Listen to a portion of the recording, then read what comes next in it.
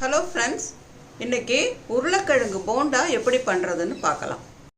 இதுக்கு தேவையான பொருட்கள்: ஒரு பங்கு கடலை மாவு, பாதி அந்த ஒரு பங்கில் பாதி அரிசி மாவு, 1/4 டீஸ்பூன் தனி மிளகாத்தூள், தேவையான அளவு உப்பு, ஒரு 2 சிட்டிகை பெருங்காயத்தூள். இது கரைக்க தேவையான அளவு தண்ணீர்.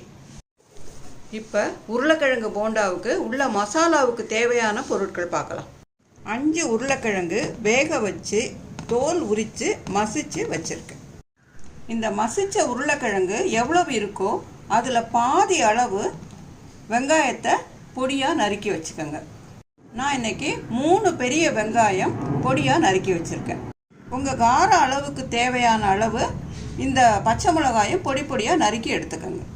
தாளிக்க தேவையான அளவு எண்ணெய், தேவையான அளவு உப்பு, 1/4 டீஸ்பூன் ஜீரகம், 1/2 டீஸ்பூன் கடுகு, 1 டீஸ்பூன் உளுத்தம்பருப்பு, 1 டீஸ்பூன் கடலைப்பருப்பு, ஒரு ஆறுக்கு கருவேப்பிலை, 1 டீஸ்பூன் எண்ணெய் விட்டுருக்கு.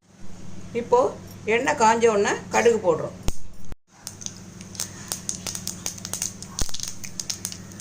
இப்போது ஜீரகம், உளுத்தம்பருப்பு இதெல்லாம் பொன்னிறம் ஆகிற வரைக்கும் வறுக்கணும். இப்போது நறுக்கி வச்ச வெங்காயமும் பச்சை மிளகாயும் சேர்க்குறோம். கருவேப்பிள்ளையை கிள்ளி போட்டிருக்கேன், அப்போ தான் வாசனையாக இருக்கும். வெங்காயம் வதங்கும் போதே உப்பை சேர்த்துடுறோம். வெங்காயம் நல்லா வதங்கினதுக்கு அப்புறம் சிட்டிகை மிளகாத்தூள்,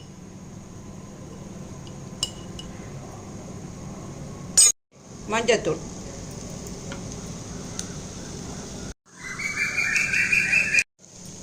இந்த மசிச்சு வச்சிருக்கிற உருளைக்கிழங்க இதோடு சேர்க்கிறோம்.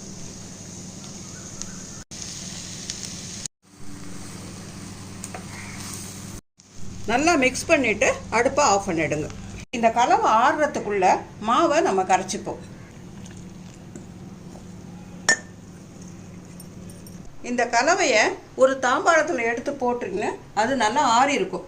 நம்ம மாவு கரைக்கிறதுக்குள்ளே இது ஆறுனா தான் சின்ன சின்ன உருண்டைகளாக உருட்டி நினச்சி போடுறதுக்கு நமக்கு வசதியாக இருக்கும்.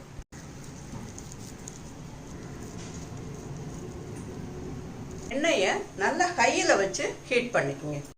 மாவு இந்த பதத்தில் கலந்துக்குங்க. ரொம்ப திக்காகவும் வேணாம், ரொம்ப தண்ணியாகவும் வேணாம், மீடியமாக. இப்போது இந்த உருண்டையை இந்த மாவில் போட்டு நல்லா தோய்ச்சி எடுத்து எல்லா பக்கமும் படுற மாதிரி அதை இது பண்ணி எண்ணெயில் கவனமாக போடுங்க. இது ஒரு 2 நிமிஷம் கழித்து இப்படி பெரட்டி விடுங்க, இல்லாட்டி போனால் ஒன்றோட ஒன்று ஒட்டிக்கும். உடனே பெரட்டுனா அது உடஞ்சி போயிடும். ஒரு 2 செகண்ட் கழித்து அதை பெரட்டி விட்டிங்கன்னா ஒன்றோட ஒன்று சேராமல் இருக்கும். இது தனித்தனியாக இருக்குது பார்த்தீங்களா, அந்த மாதிரி இருக்கும்.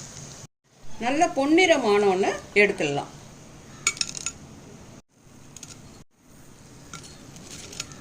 நீங்கள் இந்த மாதிரி உருளைக்கிழங்கு மசாலா தனியாக பண்ணணுங்கிற அவசியம் கூட இல்லை.